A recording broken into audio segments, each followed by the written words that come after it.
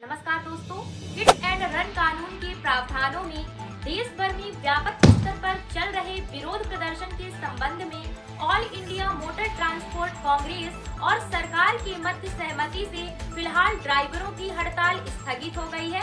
आइए इस वीडियो के माध्यम से जानने का प्रयत्न करते हैं कि वास्तव में ये प्रदर्शन क्यों हो रहे हैं। 2 जनवरी 2024 को विस्तृत चर्चा की। सरकार ये बताना चाहती है कि ये नए कानून एवं प्रावधान अभी लागू नहीं हुए हैं। हम ये भी बताना चाहते हैं कि भारतीय न्याय संहिता की धारा 106(2) को लागू करने से पहले all India motor transport Congress से विचार विमर्श करने के बाद ही निर्णय लिया जाएगा। हिट एंड रन के मामलों में सरकार द्वारा पेश किए गए कड़े प्रावधानों को लेकर बस और ट्रक चालकों में तीव्र आक्रोश है।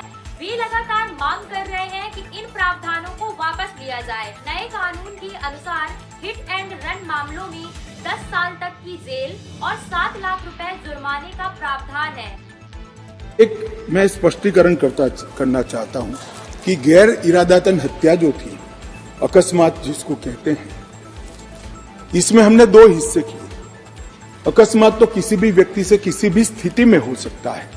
एक गाड़ी चलाता रहे एक व्यक्ति और रास्ते में कोई भी बेध्यान हुआ या कोई रश कर आ गया और अकस्मात हो गया।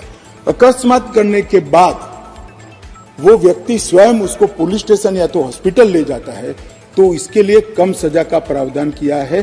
और हिट एंड रन केस मरता हुआ छोड़कर कोई भाग जाता है तो इसके लिए हमने 10 साल की सजा का प्रावधान किया। और मैं मानता हूं कि इससे हिट एंड रन के केस में काफी कमी आएगी। ड्राइवर इसी से नाराज है, ट्रांसपोर्टर्स भी उनके समर्थन में है। ड्राइवरों का कहना है कि यदि वाहन चालक वहीं रुक जाए तो भीड़ ही उसे मार डालेगी और यदि नहीं रुकता तो इस कानून के अंतर्गत सजा का प्रावधान है।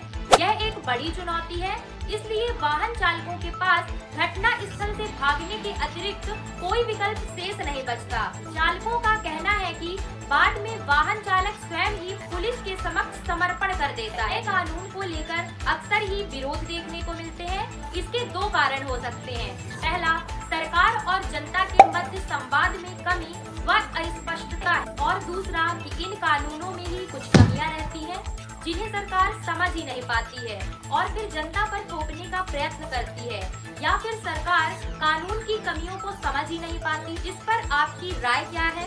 कौन सा विकल्प है जो अधिक उचित है? कमेंट बॉक्स में जरूर बताएं। तो मिलते हैं आपसे नेक्स्ट वीडियो में। थैंक